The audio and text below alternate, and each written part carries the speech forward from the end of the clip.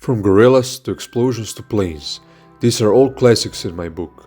Not if you ask critics or the general public though, but you should definitely check them out. So, let's begin. These are the best unofficial classics. First off, we'll go back to 1932 and talk about The Old Dark House, the quintessential spooky mansion film directed by James Whale, a year after his brilliant Frankenstein movie. This one also stars Boris Karloff, and it really puts you in the main character's shoes, where they're just trying to navigate those creepy and mysterious hallways in order to survive the night. From excellent cinematography to amazing makeup effects by Jack Pierce, this film's atmosphere will stay with you long after the credits roll. Staying on track with the gothic horror flick starring Karloff, we have The Body Snatchers from 1945. Produced by Wal Luton, who also produced the original Cat People, Karloff plays his most sadistic character ever, ready to kill to continue his grave-robbing business. We follow characters' moral decay in this hopeless tale, whose ending couldn't have been better and more haunting. Moving to the 1970s, we have John Landis's directorial debut, Schlock. This one's just a blast. It's a parody of the old B-movies from the 1940s and 50s. Landis himself plays a gorilla who begins to terrorize people around him, just because. The motivations are not important here, the carnage and laughs are. Its epic team-up of Landis and the brilliant Rick Baker, as well as the playfulness of its low budget, make this a must-watch. A couple of years later, Ridley Scott made his first film, The Duelists. It's a small historical epic, following two French generals played by Kit Carradine and Harvey Keitel, during the Napoleonic era. After one of them offends the other, honor dictates them to fight to death over many years. It's simply a giant and visually poetic reminder why Ridley is a national treasure and why honor isn't more important than peace. A year later, Brian De Palma directed The Fury, starring Carrie's Amy Irving as a girl with, you guessed it, telekinetic powers. John Cassavetes plays a great bad guy, and Kirk Douglas is of course excellent. It's full of great car chases, amazing trademark shots by the master himself, and the story that will have you on the edge of your seat. Next year, Steven Spielberg directed his divisive war comedy 1941, which satirically follows Japan's attacks on America during World War II, their main target, Hollywood. What I love about this one is its ensemble structure, where all of these batshit crazy characters begin to slowly come together while battling the common enemy. It's nuts, brilliantly acted and directed, with an amazing score by John Williams.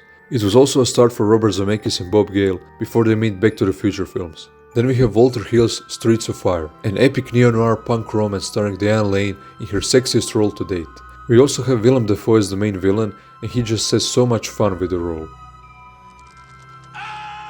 Rick Moranis and Amy Madigan are also fantastic as good old-fashioned stereotypes who look like they came right out of old comic books. The production design of this film is amazing, and the ending song is one of my all-time favorites. In the 90s, Peter Weir made many classics, but Fearless usually isn't mentioned as one of them. It follows a plane crash survivor played by Jeff Bridges, and after his post-traumatic experience, the high just doesn't leave him alone, as he continues to challenge death. This is a beautiful exploration of memory, trust, and what it means to feel alive as just a person in the middle of this strange thing called life. George Miller made many bangers, and Lorenzo's Oil is one that should be at the top of the list. It's based on a true story of parents played by Susan Sarandon and Nick Nolte who will go through anything to save their child from an illness that is forcing him to give up. But at the end, this film shows that suffering is a part of life, which is worth fighting for, because perseverance of the human spirit is our greatest gift. John Hughes gave us many gems, and She's Having a Baby is one that isn't talked about enough. It perfectly blends humor and drama as a husband, played by Kevin Bacon, tries to fit into a suburban lifestyle as he's waiting for his child to be born. It's a movie whose beautifully potent moments stayed with me, and I think it will continue to be even more relevant as I get older. Now let's talk about an animated movie, for me very nostalgic, Help, I'm a Fish. It follows a couple of young kids who become sea creatures and go into an adventure of a lifetime. From the incredibly catchy tunes, beautiful animation and a great villain, this is a journey that stayed with me ever since I was a kid. We all know Eternal Sunshine, but before it, Charlie Kaufman and Michel Gondry made Human Nature, a brilliant dark comedy which explores the reasons behind humanity's success despite its primitive instincts. Also, Patricia Arquette might give her sexiest performance yet. When a Stranger Calls is a classic from the 70s, but the remake from 2006 is actually superior. It takes the opening of the original and makes it the whole movie. We follow a babysitter who begins to sense that she isn't alone with the kids in the big mansion in the middle of the woods. What follows is a nail-biting thrill ride, which proves that, in the end, real life is scarier than any monster movie.